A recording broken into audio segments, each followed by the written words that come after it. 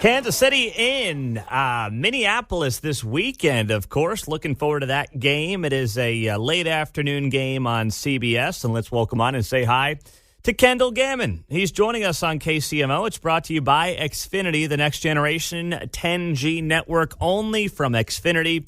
The future starts now. Well, I mean, who cares about the game, Kendall? We all want to know, is Taylor Swift going to be there on Sunday? What do you think the odds are of that?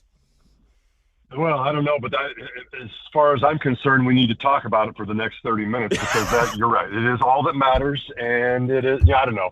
It's fun. It's fun. I don't know. I haven't heard anything this week. Surprisingly, maybe I just haven't been paying attention. Well, you got to follow our guy Mark Van Sickle here on Twitter. He has heard all the rumors that she was in town for Travis's birthday yesterday. Maybe she stopped in Nashville. Maybe she's going to be at the game.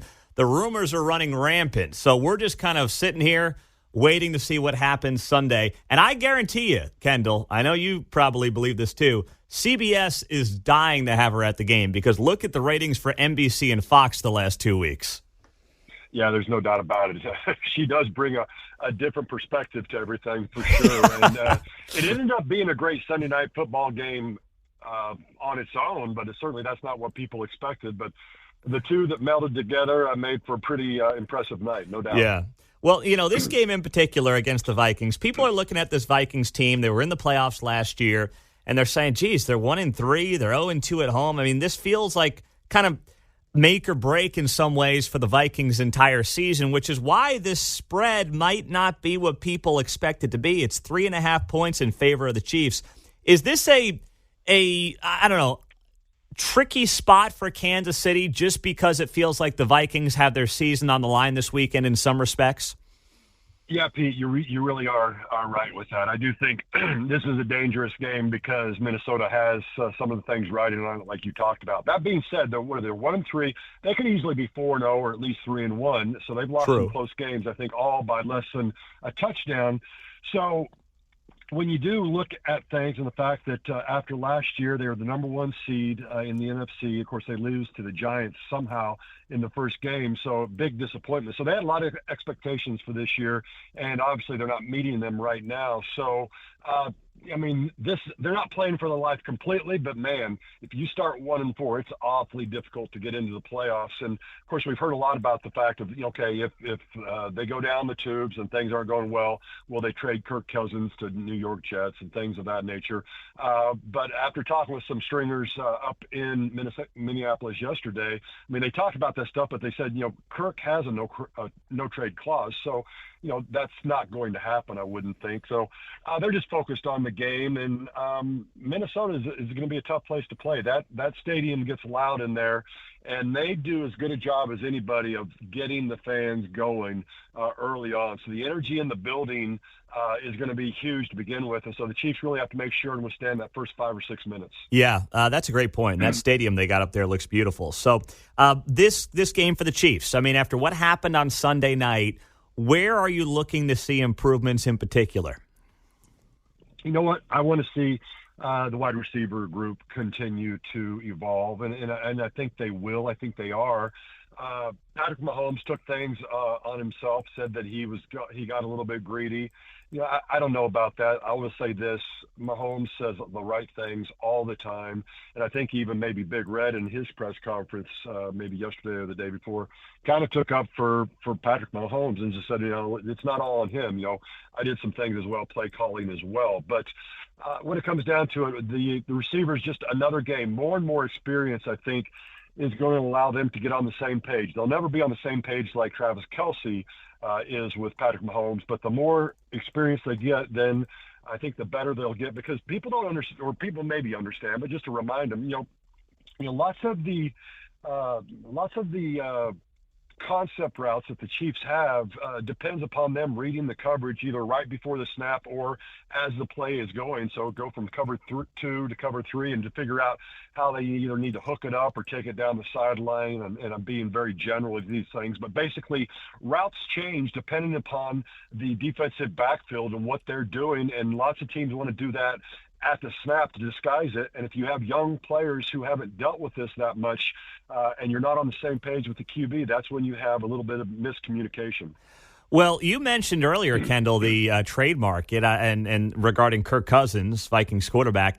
Do you think the Chiefs, regardless of how the next few weeks go, could find themselves in the market looking for a wide receiver? Or knowing Andy Reid as you do you think he'd prefer to just kind of stick with the group of guys that he's got and try to build that continuity with Mahomes?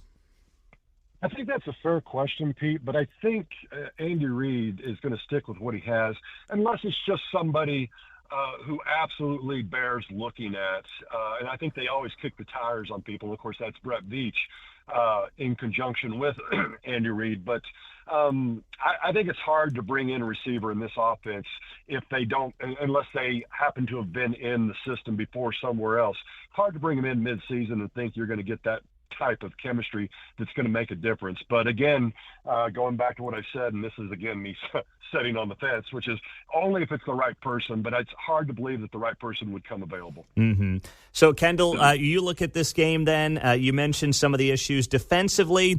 Chiefs defense has been good. Maybe the pass defense has been a little leaky at times. You know that Kirk Cousins can, especially when he's on, sling it around a bit. So how much does that concern you? It does, but I think this pass rush of Kansas City has been doing a nice job, especially just rushing forward. Now, there were at times, especially towards the end of the game in New York, where Steve Spagnuolo, defensive coordinator for the Chiefs, brought 5 and 6 in different times, tried to change the complexion of the game, kind of speed up everything. And really, I think that's what made Zach Wilson, he was trying to look at the coverages and see everything going on. And that's what had it helped contribute to him fumbling that ball, which is huge for the Chiefs and made a big difference. But I will say this, I think Kirk Cousins, while he can sling it around, and actually after quarterback, in my mind, you can't help but love the guy. I mean, he's pretty easy to like after you see that. But he's kind of a statue back there. He's not a guy that generally hurts you with his legs. And I think because of that, the defensive line has to be licking their chops and feel like they can do something. I think if they can get pressure with Ford, that will be huge. Well, it's funny you mentioned there Kirk Cousins. I never really had an opinion on the guy, but then watching the quarterback Netflix series, he is a very likable guy. Family man, easy to like. Yeah, and I'm sorry to interrupt, but what's funny to me is, and it shows me that I need to learn and get out of my ways a little bit, I had no reason not to like him before that, but I didn't, and I don't know why. But from whatever I saw, I just didn't. And then I saw that quarterback. I'm like, well, okay, I'm kind of a jerk here because the guy's got everything together, and it just shows you, look into people a little bit more. I mean, turn the puzzle piece over and don't just see the shape of it. See what's inside the person as well. I totally agree. But don't be too tough on yourself now, Kendall. It's okay. You're only human. All right. So I appreciate that. You bet. Give me a score for the weekend. What do you got Sunday? Yeah, I've got 27-17, which I know 10-point is more than the spread is saying. But I just feel like the Chiefs are more focused this week and are going to go up there even with the crowd noise. It's going to be difficult to deal with, and that's something we didn't talk about. The tackles have some things they're going to have to deal with. But I see it 27-17 for the good guys. All right. I love it. Kendall Gammon, you know him well, former Chiefs player, joining us as our analyst Fridays and Mondays on KCMO. We'll talk to you Monday morning, Kendall. Thanks so much. Sounds good. Take care, Pete. All right. Well done there by Kendall Gammon. He's got him 27-17. All right. Mark, let's start with you, my man. Give me your score for Sunday's game. You like that? You like that? That's my Kirk Cousins there. That's your Kirk Cousins. The score I'm thinking is 34-27 Chiefs. It's going to be a little higher scoring, I think. All right. Between and these two. You're going to have a big degenerate parlay for us at 850? Oh, yeah. You know I will. All right. Mark will have a big old parlay You'll for like us. that. Yeah. All right, John, what do you got for me? Pessimism. Oh. Yeah, Chiefs lose 27-24. Oh, gosh, he's doing it. I respect it, though. They're just not playing well on offense, and they haven't been since preseason in my mind. So okay. All right. this continues, and I think it will. All right. John's got the Vikings, 27-24. All right. I will go. Boy, we're all in the similar ballpark here. Give me the Chiefs, 38. Vikings, 28. I'm going to go a 10-point game, just higher scoring as well. 38-28.